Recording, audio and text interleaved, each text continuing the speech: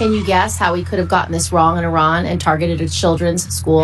Ma'am, I would hesitate to speculate with any incident like this. I would just say there's usually a chain of errors and mistakes that happen, similar to an aviation accident or some other transportation accident. The data that was looked at was a decade old. Any person who can get satellite access to Google Maps today can see that this was a school. New York Times had no problem getting that data and information for a report today. We see Secretary Hegseth has also cut the Civilian Protection Center of Excellence by about 90%. Their mission was to help you and to help protect against civilian casualties. So how do these changes by Secretary Hegseth affect your mission, your judgment, and the responsibility that you take so seriously? We have seen horrific reports of a U.S. missile hitting a girls' school in Iran.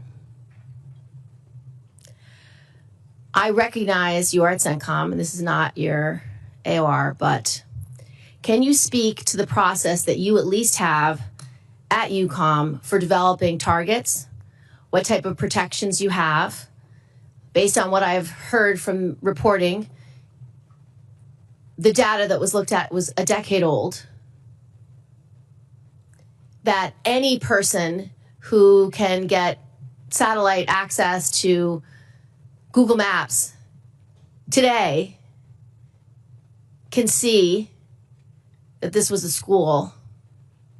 New York Times had no problem getting that data and information for a report today. What do you intend to do at UCOM to make sure your targeting is consistent with American values?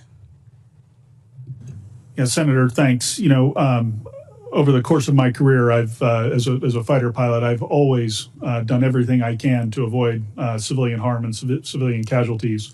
And I would tell you, I'm absolutely committed to that. I know the department is committed to that. And that when tragedies like this happen, it causes us all to reflect and try to improve our processes.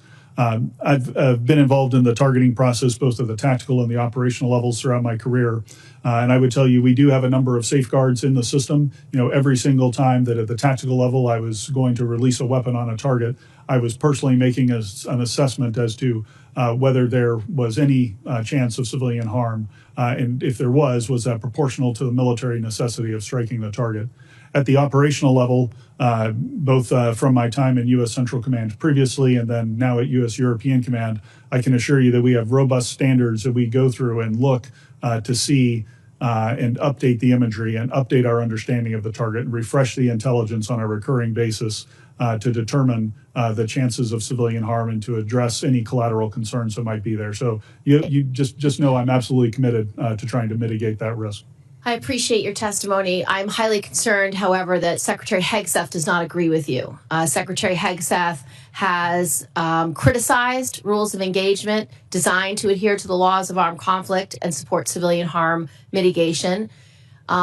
Secretary Hegseth has also cut the Civilian Protection Center of Excellence by about 90%.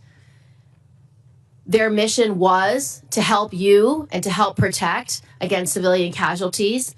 So how do these changes by Secretary Hegseth affect your mission, your judgment, and the responsibility that you take so seriously? Senator, they have not affected my ability to prevent civilian harm in any way. It's embedded in the targeting process. It's embedded in the culture of U.S. European Command, and I would say in the culture of the U.S. military to try to avoid that civilian harm. So we're continuing to do the things that we have always done to comply with the law of armed conflict and ensure that we mitigate that risk. Can you guess how we could have gotten this wrong in Iran? I'm sorry, ma'am? Can you guess how we could have gotten this wrong in Iran and targeted a children's school? Ma'am, I would hesitate to speculate with any incident like this. I would just say there's usually a chain of errors and mistakes that happen, similar to an aviation accident or some other transportation accident. And I would say we just need to let the investigation play out and find all those factors. Thank you, General. I'd like to talk a little bit about following the firing of the Pitafix base commander and the stand-up of NATO's Arctic Sentry mission. How is EUCOM managing the operational friction caused by the administration's rhetoric regarding Greenland sovereignty and the associated tariff threats against our NATO allies? Senator, at the military to military level, I can assure you that our relationship remains strong, with every chief of defense across the alliance, we maintained our focus on what it was that we were responsible for doing, which was deterring and defending every inch of alliance territory from any form of aggression. Our ability to focus on that, to focus on the Hague commitments and make our military stronger, kept us on task, if you will, throughout those discussions. Thank you. Thank you, Mr. Chairman. Just to clarify for your benefit, Senator Jill Brand, you did not mean to say that we had targeted a school. That a missile hit a school. No, but it's the word targeting. Yes, that, of course. That you did not mean. How we chose a target that turned out to be a school, albeit next to a appropriate target of a naval base. But the fact that it is chosen as a target, I'd like to know, and I hope